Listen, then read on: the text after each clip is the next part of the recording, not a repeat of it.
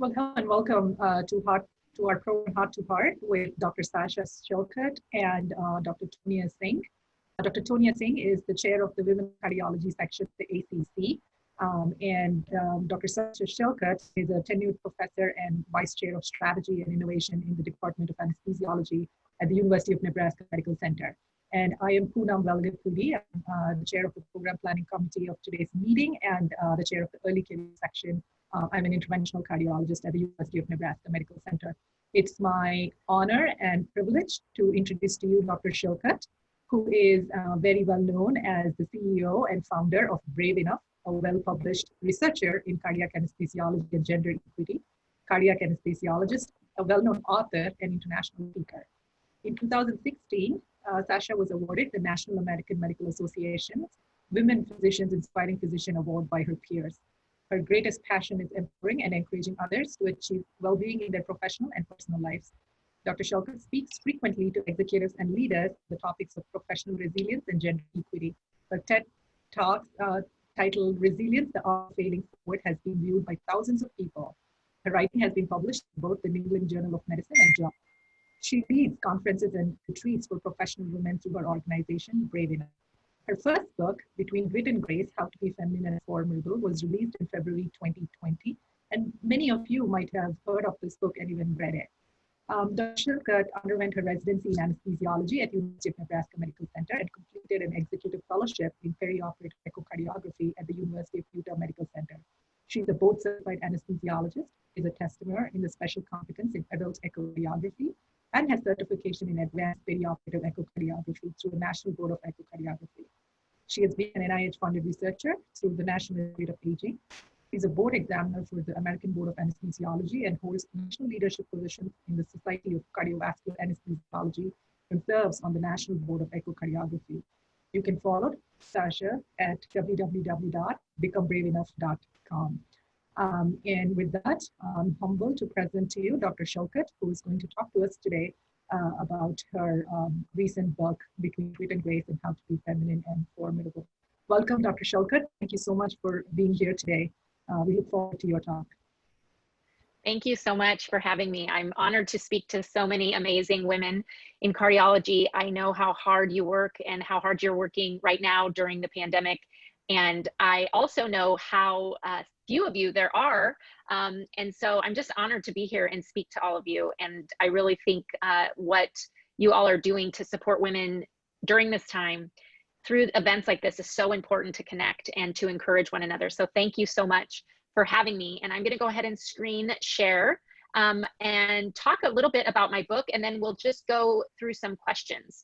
So for those of you that are wondering about my book or why I wrote a book, the very quick synopsis is that for the first decade of my career, I really lost myself to medicine and motherhood. And I was a high achiever, like most of you, most women physicians are. And I really thought that the way that I would be happy and the way that I would actually be accepted in medicine was to achieve. So I started a very quick career where I was just everywhere. I was giving talks as much as I could. I was trying to get into with my national societies. I was trying to publish. I was working clinically super hard and also trying to raise a family. And what happened over that first decade was the actual backlash or the signs that I received from my environment was that in order to succeed, I really needed to be like a man. I needed to act like a man to be respected in the operating room or in the interventional suite. I needed to talk like a man, but not too much, because then if I would, then I would receive backlash. I needed to lead like a man. I mean, I just became so focused on achieving because I thought achieving would finally allow me to gain acceptance for who I was. And what that led was to a very low place in my life where I burned out. And I burned out in 2013. And if you would have come up to me and said, what do you want to work at, Athleta tomorrow and quit this medicine thing and you can make money doing so and pay for your rent, I would have said, heck yeah, hire me, because I am done with medicine. And I was so burned out that when people would say, well, why don't you take a day and do this? Or, why don't I would share sometimes with my mother or friend that I was just really tired and exhausted and I didn't want to be a doctor. And they'd say, oh, you just need maybe a day off. And I actually would be afraid to take time off because I didn't even know what to do with myself, because I had really lost all sense of who I was, and all my hobbies or passion, or even just spending an hour by myself was frightening to me, because I was so unhappy. So basically I took a year because I had to. I was in such a low place. I took a year and I just really started to pull back from a lot of things at work other than clinical work. And I started saying no to things around me. People would be asking me to do things I would normally say yes to. I just said no because I had no energy, and I was doing such a poor job of the things that I was doing. And I started spending time with myself, and for 30 minutes a day. And what that did was it really showed me how much I had burned out and how lonely I was. I was extremely isolated. Like most of you, I work in a male-dominated environment. I work with male cardiac surgeons every day. And I didn't have a lot of support. I didn't have women that I looked up to, that mentored me or sponsored me. And I recognized how lonely I was for other women in my life, that I felt like I was at this critical time in my life where I really needed friendship and mentorship. And I didn't have either one of those things. So I started a small group of women in a text group that became a Facebook group. And what I learned when this group exploded to thousands of women is that we as women physicians are constantly in this kind of on this margin or on this axis of grit and grace. And oftentimes we get told we have to be really gritty, and you have to be really tough, and you have to show up every day, because we do. And you have to be not afraid to speak up, and you have to be really firm, and you have to take charge, and you have to run the code, but then not too much, because you're going to get backlash. And then there's part of us that are grace, we're very grace giving. We are the collaborators. We're the people that our coworkers come to when they have a problem that they need to talk to. Many of us are team builders, but we can't be too soft, because then nobody will respect us. And I realized that we are both of those things, and it's okay to be both of those things at different times and different days. We all have grit within us. We all have grace, and we need to embrace how we lead as women. So that's why I wrote the book. That's the premise of the book. That's the background of the book. And I want to talk about it because I think it's important to know that the book didn't come from a lot of my success. This book didn't come from any of my success. This book came from a place of burnout and of feeling beat down and of feeling bias and discrimination on a daily basis for just showing up as myself. So I want to start there, because I think that sometimes people see women on social media or women they meet, they look up to women and they think, oh, she's figured it out, now she's an author. But I wrote this book after being really, really low. So there's hope for you. If you're listening right now and you're like, this is me, I'm overwhelmed, I'm exhausted, I don't have friends, I don't have mentors, there is hope for you. And out of anything I say today, I hope that I give you that. So I am the founder of Brave Enough, and I have to disclose that. So I want to talk a little bit about the book and how I studied the psychology of what is called leadership backlash and social backlash. And this is what happens to us in our cultures when we are women leaders. And all women physicians are leaders. Let me repeat that. All women physicians are leaders. We lead healthcare teams. We lead on the wards. We lead in the operating room. We lead in clinics. We lead our nurses, our staff, our pharmacists. We lead our trainees. We lead one another. So all women are leaders. And so that means we all experience this backlash. I want to talk about how we have to walk, that's what society tells us, this very narrow margin, in order for us to feel like we can be successful. This is what I walked for 10 years that left me miserable. And then talk about authentic leadership. So it's important to note that we are here. We are everywhere in the lower rungs of medicine. We are 87% of the workforce in medicine are women. So when we start our careers, we often don't feel like there is discrimination and bias. I can say when I was young and starting out, I experienced sexual harassment on the daily in the operating room. But as I grew in my career, that became less. But guess what? I experience more now, discrimination.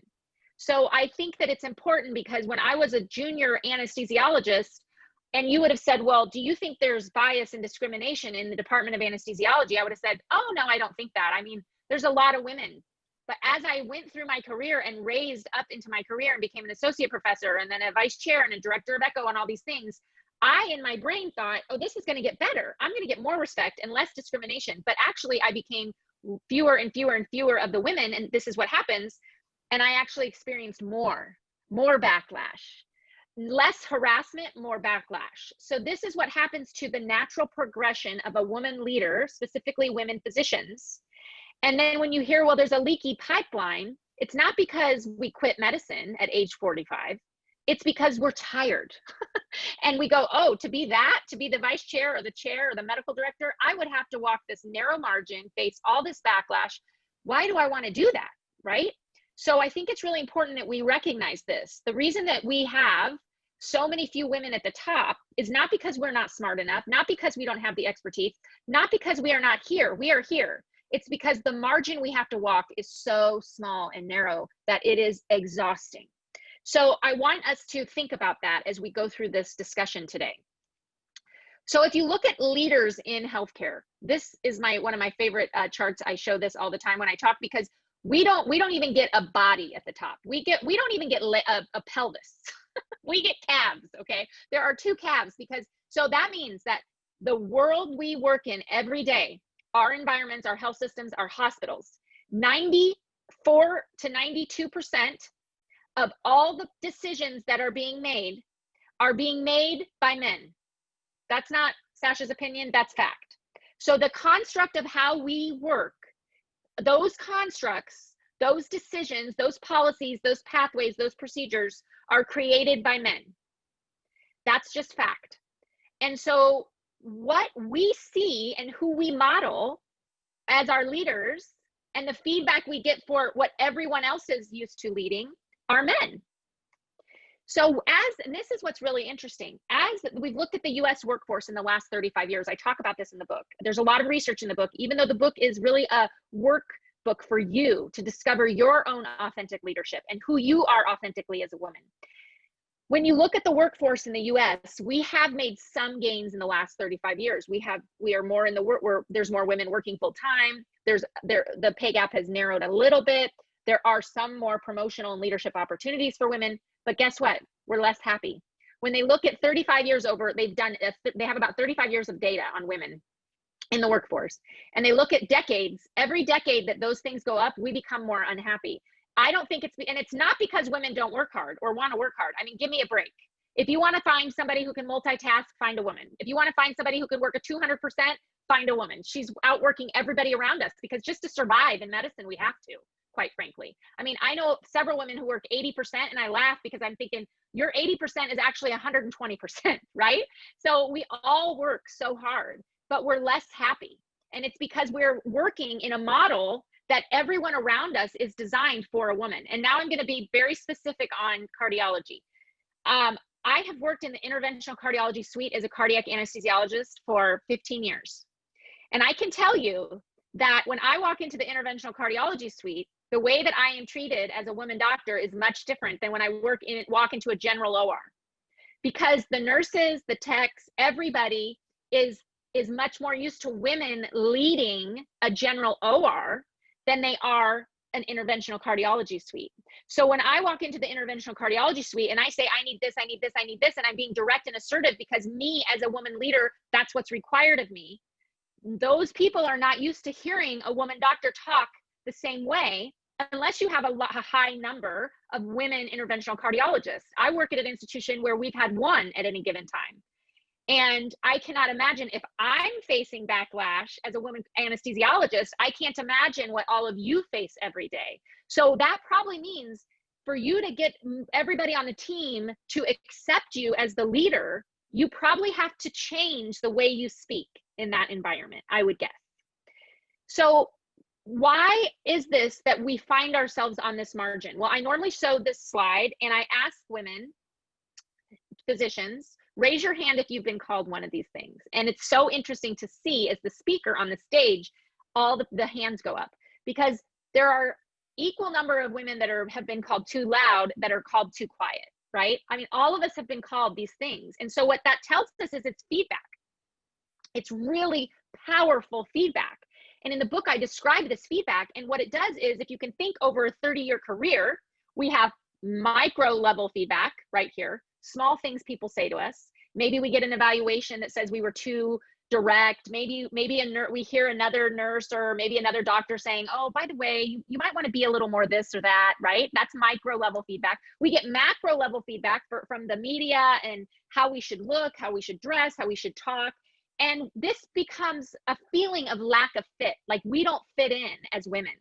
And if you think of over a 30-year career, so here's your career, you're starting out here, and you may, you're trying to figure yourself out, and then you get told you're too quiet. Okay, so you are a little loud. Well, then you get told you're too loud. So then you back off. Well, you're not being engaged. So then you try to become really engaged. Oh, you're being too assertive.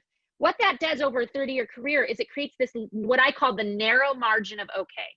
If you just want to be okay and survive and get things done, you have to walk this tightrope. Am I right? Okay, so we have all this external feedback, we have our internal identity, and then that proceeds into actions, how we show up every day. And in the book, I discuss this. Like, I don't know how many of you have ever done this, but think, how many times have you gone to work that day and you've had maybe something happen where you had to make a very quick decision and you had to get everyone on the team on board with your decision. So you quoted data, or you were direct, or you said, this is what we're going to do. You laid out the plan. And then you go home that night and you start thinking about your actions and your words you used. Or maybe it could even be an email you sent. And you're like, oh, was I too direct? Was I not direct enough? Was I too nice? Was I not nice enough? And you do the whole replay of your actions. This is why you do it, because you have this internal identity, but you have all this external feedback that's telling you, you got to walk this narrow margin as a woman, a very narrow margin. So why grit? Why grace? Well, because we know that success requires both of them. Success in your family, success in your life, success at work. You have to be gritty. And I don't know a woman who isn't gritty. I mean, even women I know that are really more introverted, more quiet, more team builders, more collaborators, try to hurt one of their patients or make a mistake, or try to do something to one of their kids. They'll get gritty real quick, right? Like, they don't have any problem defending others. You need both every day to survive in medicine. We need grit, we need grace for ourselves and others. And when we do that, we expand the margin of what is okay. So for example, we know that positive leadership traits in women are actually measured differently. When men are assertive and confident and dominant, they get high scores on their peer evaluations and 360 evaluations. When women do, they get high leadership scores, but they don't get likability scores. Nobody likes them. They get much more comments on their personality, right?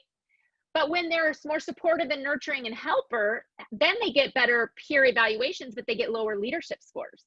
So it's interesting because women get a lot of critical feedback. We actually get 88% more critical feedback on our evaluations than our male colleagues. So we get a lot of more words, because we get criticized more, specifically in our evaluations. And so this is really hard for us. This is more feedback that really influences the construct of what we say is okay. So this is what happens. I want to go to this slide where I'm going to end here. The reason I wrote about grit and grace is because I believe that you as a woman and how you lead and how you work is unique to you. Just like our male leaders get to be unique, women leaders and women in general should be allowed for their own unique identity and leadership skills to be expressed in the workplace without criticism and judgment.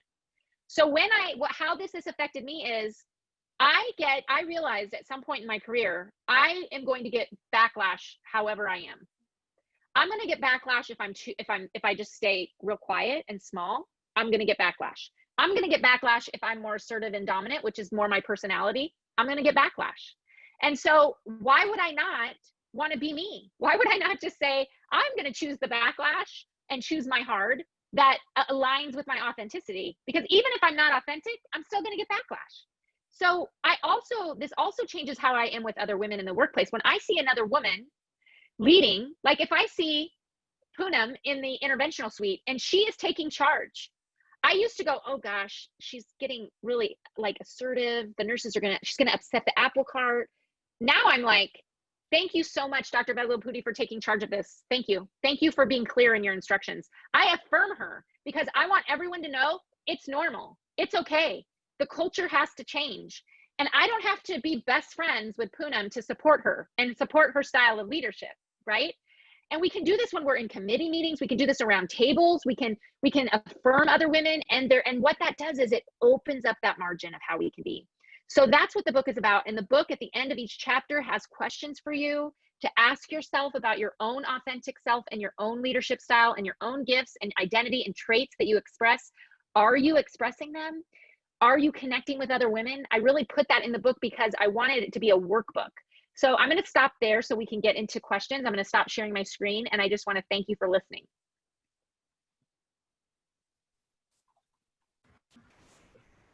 That was awesome. Great talk. Sonia, you want to get started? Sure.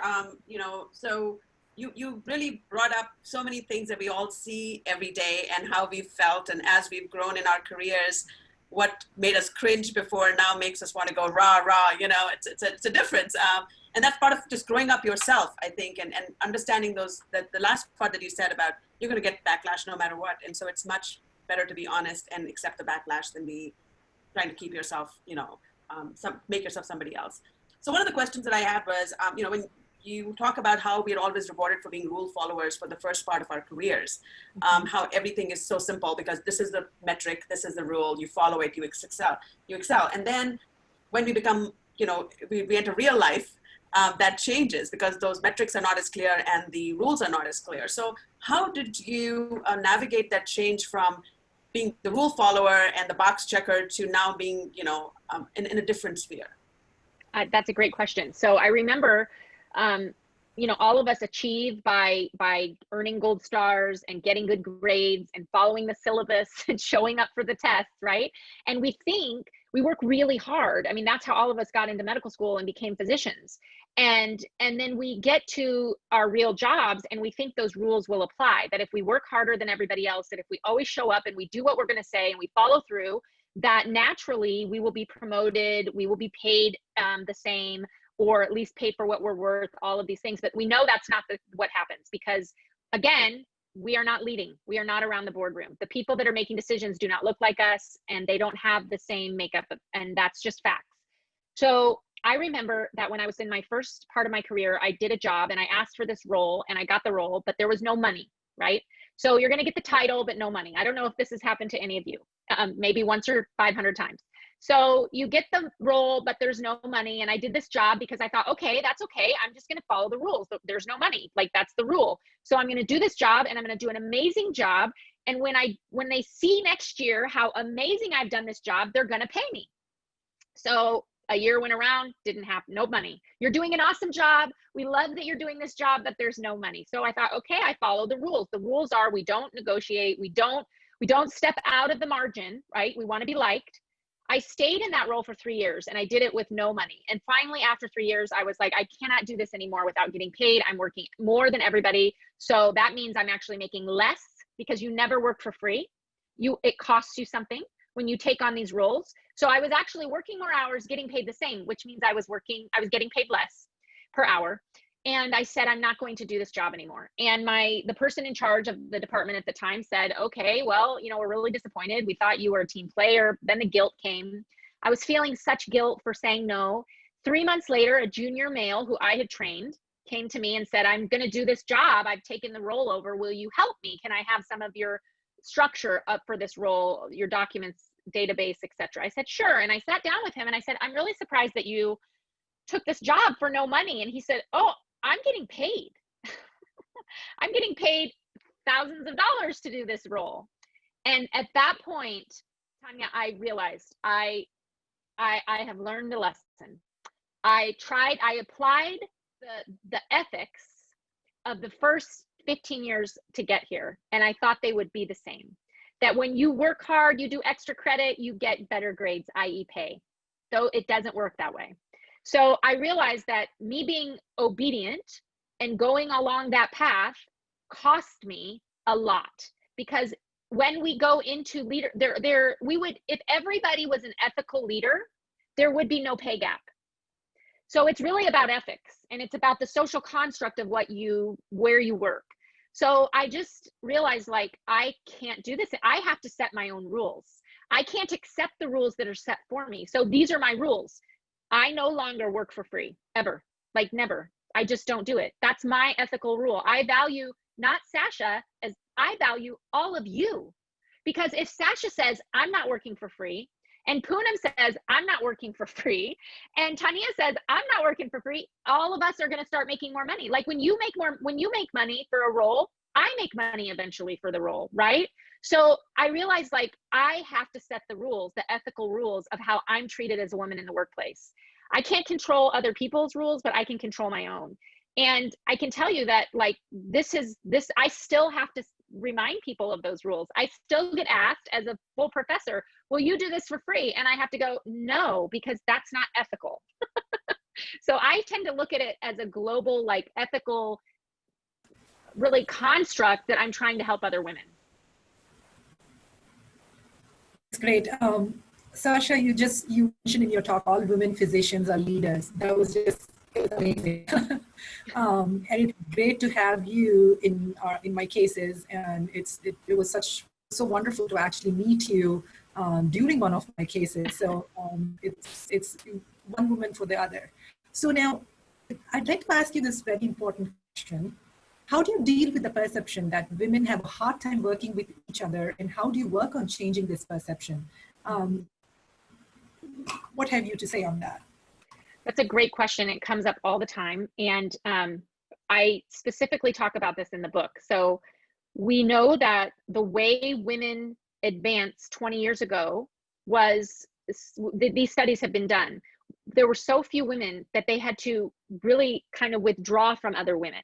So if they wanted to be successful and be in the C-suite or be a chair or be a dean, they had to distance themselves from other women. So they didn't look too like they were in a woman like group, okay? Because that's not where the power was. So the power was if they aligned themselves with men. So what this did was it made those of us down here go look up to this woman up here and go, she's really cold. She doesn't really talk to me. She's never tried to advance me. She doesn't mentor me. Some of that might be true, okay? Some of that, our perception of women at the top may be accurate. All of us have women who have tried to hurt us. All of us have those women. But the problem is that then it changed the perception of women at the top, that they're all like queen bees and mean. And first of all, if you think about what a woman at the top, in the dean or chair or you know, a medical director or anything has had to be to get there, to sacrifice, I can't imagine, right? I can't imagine the backlash. But we know that's how women gained success, was by distancing themselves from other women. So what happened was it puts this kind of big gully in between other powerful women and powerful women, or powerful women and women trying to gain power. And it makes us very competitive because we know there's like one spot for a woman, or that's what our brain, that's what society's telling us. So this isn't like a Sasha thing or a Poonam thing. This is society. This is what society has created. And the group culture loves pitting women against women. Like everybody does. I mean, how many times have you been at a meeting and maybe a woman is talking about something and maybe you disagree? No problem. Like just clinical disagreement. Everybody gets quiet and they're like, oh, Poonam and Sasha are going to get into an argument about aortic valve area. Like everybody makes it dramatic. Like it's not dramatic. We're just having an argument about aortic valve area. Like, right? And so this is what though everybody loves. And so I have a couple rules. Number one, I always tell myself, I will never put down another woman, no matter what I think of her, in writing, never in an email, never publicly on a social media. I just don't do it.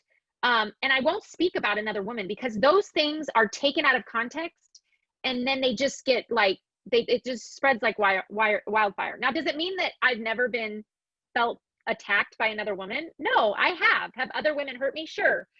But I think that when we want to support one another, it's not that hard. It's not that hard to give a shout out on social media for another woman who just got a paper published. These are small things we can do.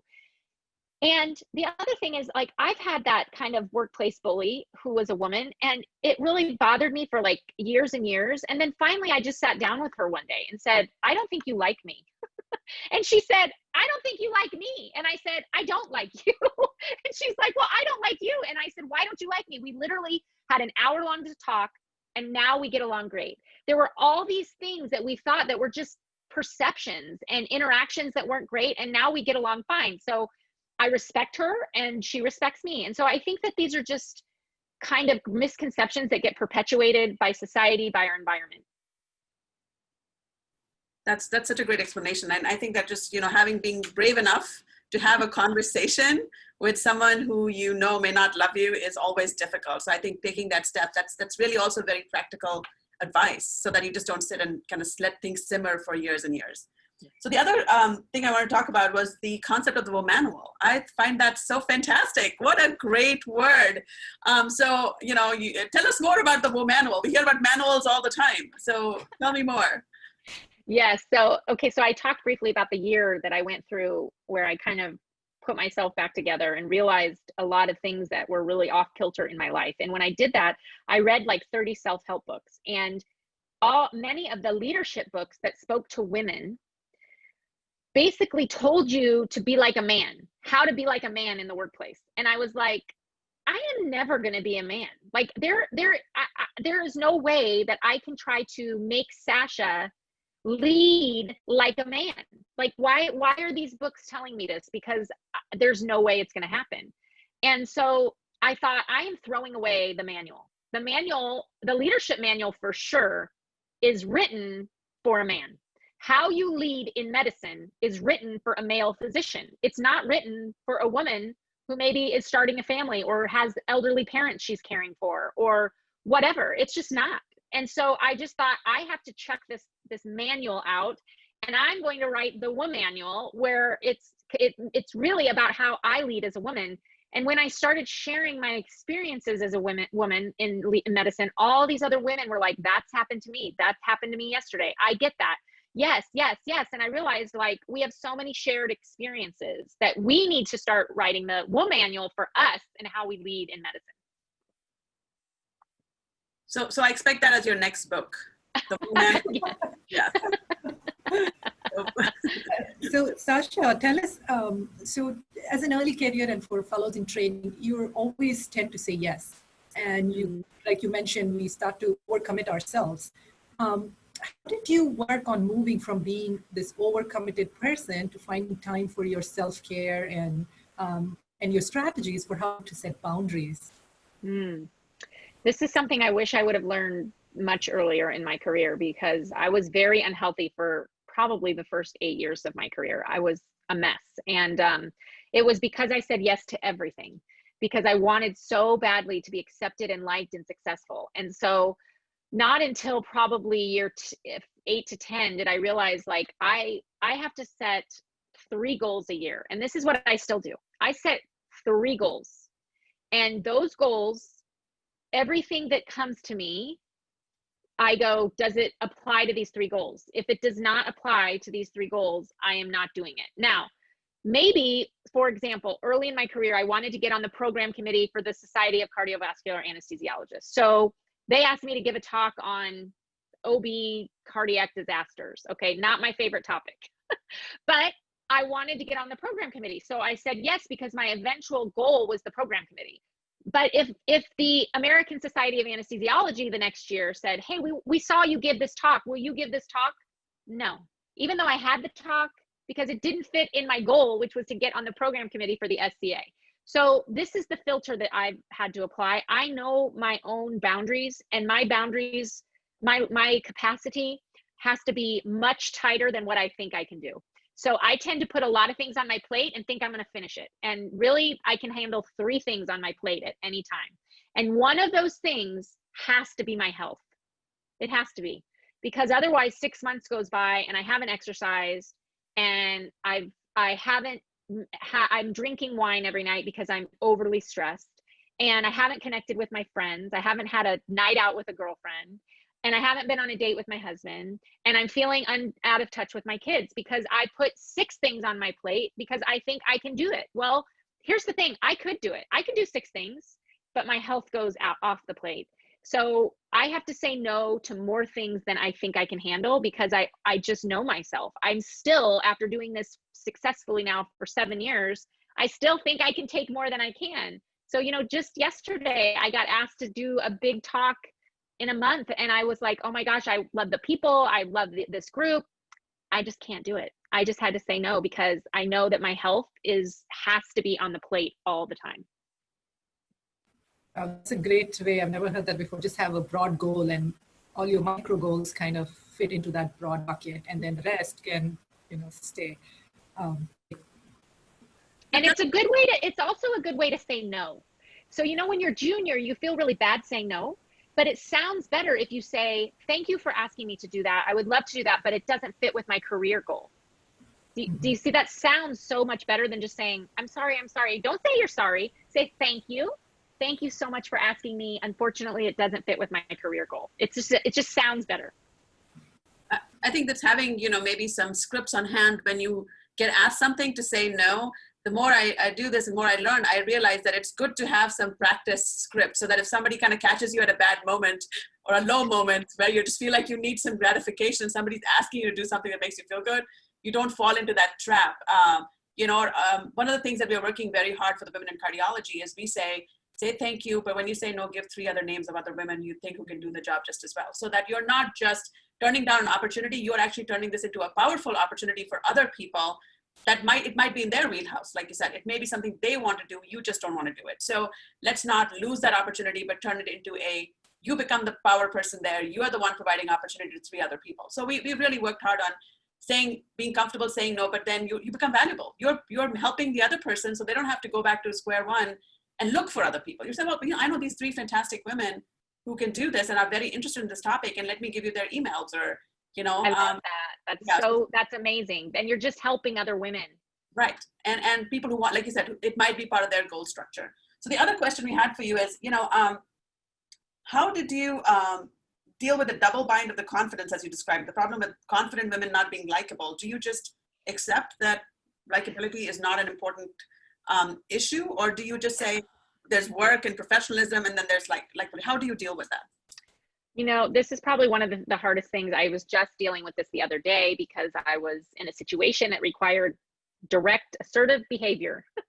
And afterwards, I received an email that I was too direct and too assertive. And so I was speaking with one of my male leaders, and he said, well, do you ever think you're too direct? And I said, well, if someone's dying, I want my doctor to be direct. So no.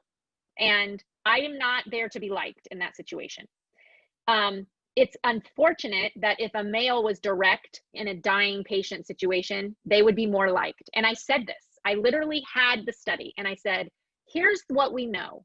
We know when women act direct, we aren't liked, but unfortunately, that's just the data. Did I go home and feel great? No, I felt bad that somebody thought I was not likable, that I felt bad that I wasn't likable. So this is where, honestly, I think we just have to support each other, because a man is not going to get it.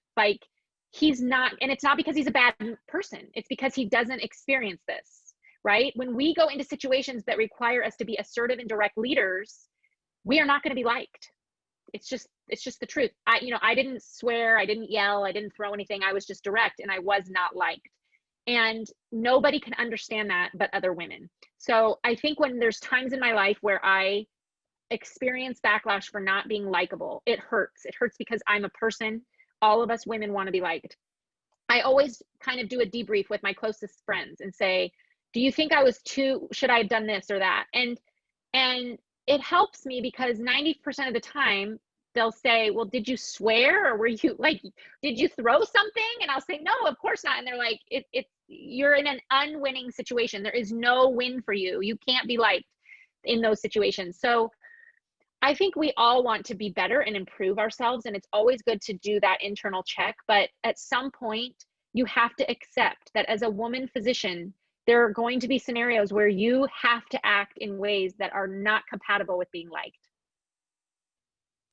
I think that's really fascinating. And I really like the idea of debriefing with your close friends, which is why it's good to have friends that you can talk to, which you bring up in your book, is make sure you have friends you can talk to. And, I think that talking to people who will be honest with you, I think is a very important part of that relationship building. You really want friends who will tell you when you're right, or tell you, well, maybe you could have done it differently. Absolutely. Then you can process it. Well, this has been a fascinating conversation. Poonam, do you have another question, or? How are we no doing more on questions. time? I just want to make that comment that I love that idea too, because a lot of times when things like that happen, I make sure that I debrief not just with a girlfriend, but also with, you know, a male friend who's really, you know, maybe a colleague from fellowship or like somebody I've known since a long time who knows me as a person and also doesn't, you know, really judge me, you know, very critical way, but gives me an honest opinion. And so it really helps. I sometimes get different opinions from female friends versus male friends. But that really helps a lot to, you know, deal with situations. So thanks a lot, Sasha, I should say Dr. Shillcutt, and Tonya, Dr. Singh, for joining us today. And we'll end with final comments from all of you. So Dr. Shillcutt. Well, I just want to encourage you all because I really look up to women cardiologists. I think you're all so brilliant and such hard workers. And I just know that the environment you work in can oftentimes be very stressful. I appreciate what you do. And I want to just encourage you during this pandemic to take care of yourselves. Make sure that you're taking time to rest and unplug and really fill your spirit with things that are positive and encouraging. Thank you. You know, your comments were so, excuse me, one second. Your comments were so like on point and we really enjoyed it. Like I said, I'm looking forward to your next book whenever you find time on your 3 goals to put that on there. I think this has led to a lot of introspection on my part, just reading your book. Like I said, I listened to it, I read it. I think that it's one of those books that you go back to and you introspect on constantly. And you know, the suggestions you have for us are so actionable and positive and practical. I think that's what really, I think our colleagues will take away from this talk. And we hope you'll find some time for us in the future to talk more, because we could talk to you for another 2 hours, but you know, hopefully we will get a chance to do this again and introduce you to more women cardiologists, because you really are somebody we need to hear much more often from. Thank you. Yes, next time, hopefully we can meet in person, right? Yes. I was going to bring my book for you to sign, but I'm just going to have to wait till I meet you in person to do that. All right, thank you everyone. Thanks Dr. Shillcutt, thanks Dr. Singh. Thank you everyone for joining us on the 3rd Midwest Women in Cardiology Symposium that was virtual today. Hopefully next year we'll have live symposium and we'll be announcing those details soon. So thank you everyone and bye, have a good night. Bye.